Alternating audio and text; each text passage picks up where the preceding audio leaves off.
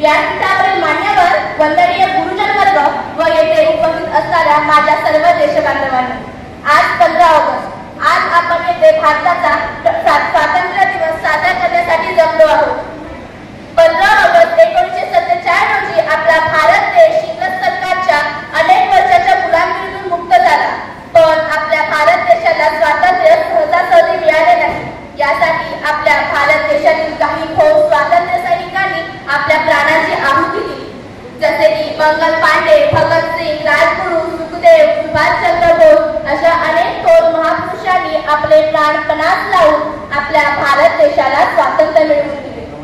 वो खून कहो किस मतलब का, वो खून कहो किस मतलब का जिसमें उबाल का नाम नहीं, वो खून कहो किस मतलब का जो ना आए देश के काम कोई, वो खून कहो किस मतलब का जो जीवन ना रमानी है, जो पर्वत बन के बहता है लेकिन खून नहीं वो पानी है, जो पर्वत बन के बहता है वो खून नहीं वो पानी है. खून की सही सही कीमत लोगों को उस दिन समझ आई जिस दिन सुभाष जी ने बर्मा में जाके मांगी अपनी कुर्बानी थी. जिस दिन सुभाष जी ने बर्मा में जाके मांगी अपनी कुर्बानी थी.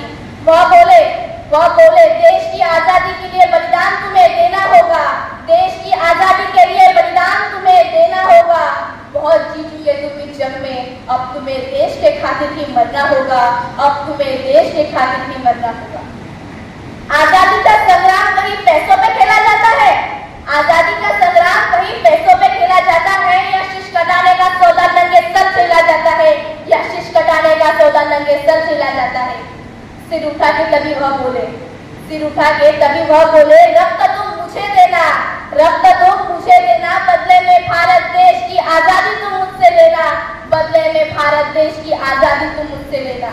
हो गई सभा में उछल कूद, हो गई सभा में उछल कूद, सीने में दिल समाये थे, सीने में दिल समाये थे. सो इंकलाब के नारे को सो दूर तक सुनाई देते थे, सो इंकलाब के नारे को सो दूर तक सुनाई देते थे.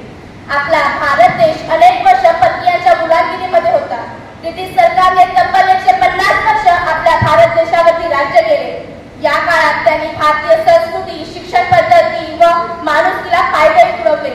त्या झेंड्याला सलामी देताना त्या हाताची आठवण ठेवा, त्या झेंड्याला सलामी देताना हाताची आठवण ठेवा की या देशासाठी किती लोक हसत हसत कुर्बान झाले होते. ते या देशाचे फक्त शूरवीर नव्हते तर ते या देशाचे खरे शिल्पकार होते, ते या देशाचे खरे शिल्पकार होते.